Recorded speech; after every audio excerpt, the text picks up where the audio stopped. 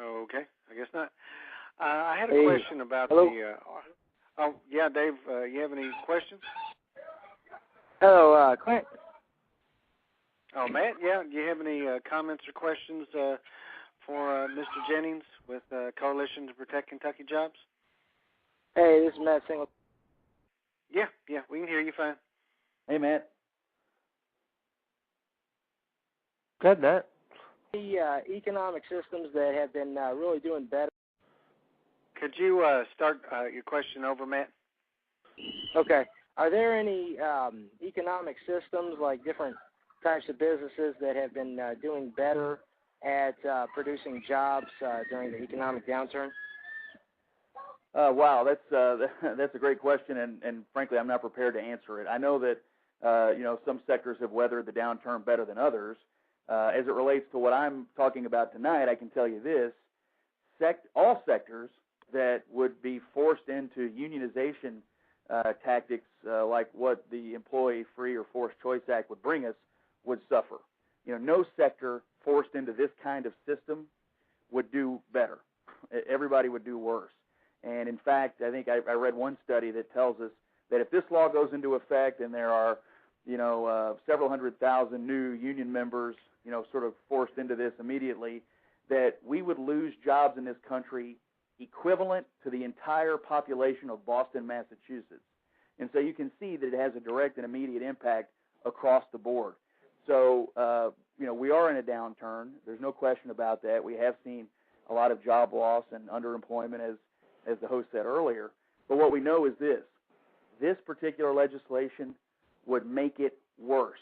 This legislation would immediately lead to more job loss and to higher unemployment, and it would immediately stifle what recovery we have happening in any sector. So I think the short answer to your question as it relates to my topic tonight is nothing good can come from this law passing as it relates to the American or Kentucky economic recovery. Dave, do you have any comments or questions for what you've heard? Go ahead. Well, it's just I worked with Grover Norquist at ATR on the tax pledge. Do you have any kind of something where you can get to candidate running that he will support or not, whatever, something on that line, if you know what I'm saying? Yes. That's a good question. What we've done is we have sent the questionnaire that the host, I think Clint was reading earlier. We have sent that questionnaire to every federal candidate for office in Kentucky, and we are going to make public the answers. Okay. So you'll be able to come to our website, protectkentuckyjobs.com. You'll be able to see the answers to the questionnaire.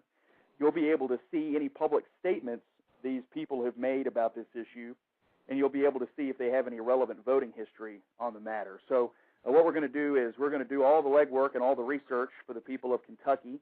We're going to make those facts public, and that's how we're going to go about our education campaign here. So again, this is not partisan.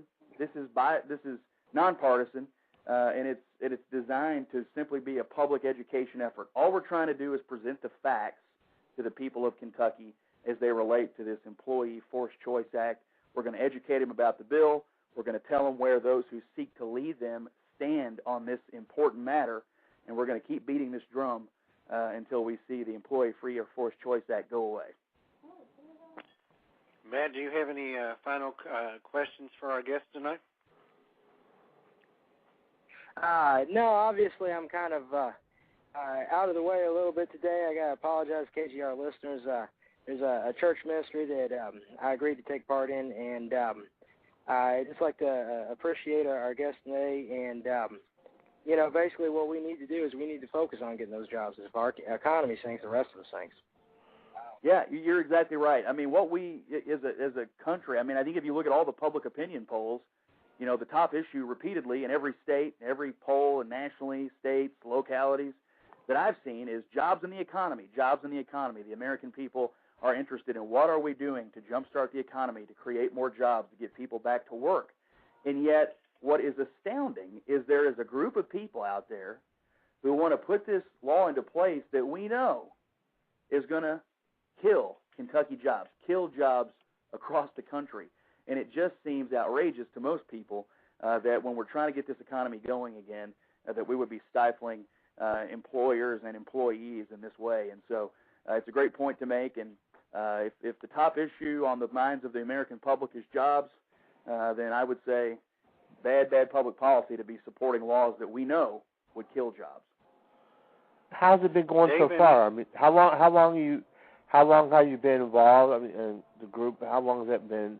And how's, besides Arkansas, obviously you have some effect there. I mean, there's no doubt about that. I mean, you just got beaten in Arkansas. Kentucky, we've been up and running in Kentucky for a few weeks now. We started at the beginning of June, starting to organize people.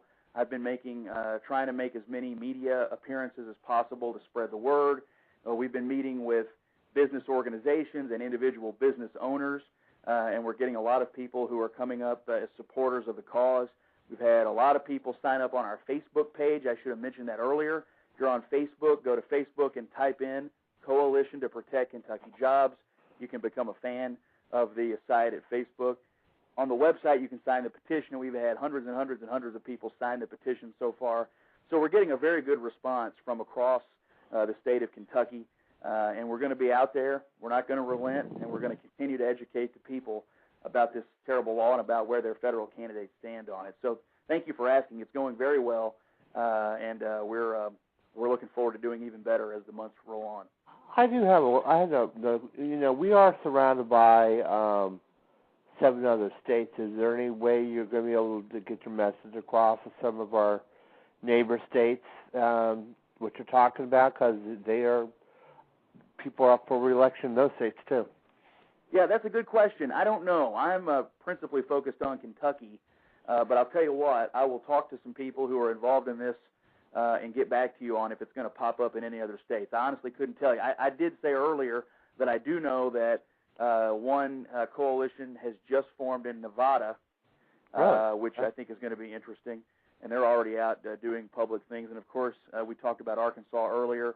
So I think you're going to see grassroots movements like this popping up around the country. I can't speak to specific states other than the ones that I know about, but I will try to find out and get back to you if that's okay. That'd be great.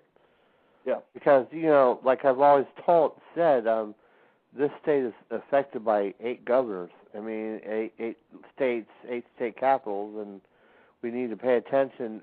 There's some way we can do some pushback, what you're doing in other states. That's how things start, You start one place, it spreads to other places.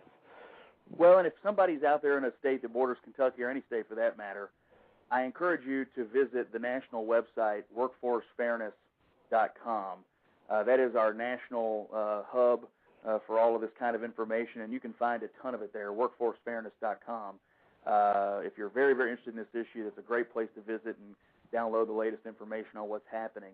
And they've got a great section there with news articles and clips on things that are occurring in Washington, not just on EFCA actually, but on a number of matters. Right. With some of the appointments that President Obama has tried to make to the National Labor Relations Board, which are terrible types of appointments. So we've got a lot of information like that on the national website that I think people would be interested in as well. Okay, great. Yeah.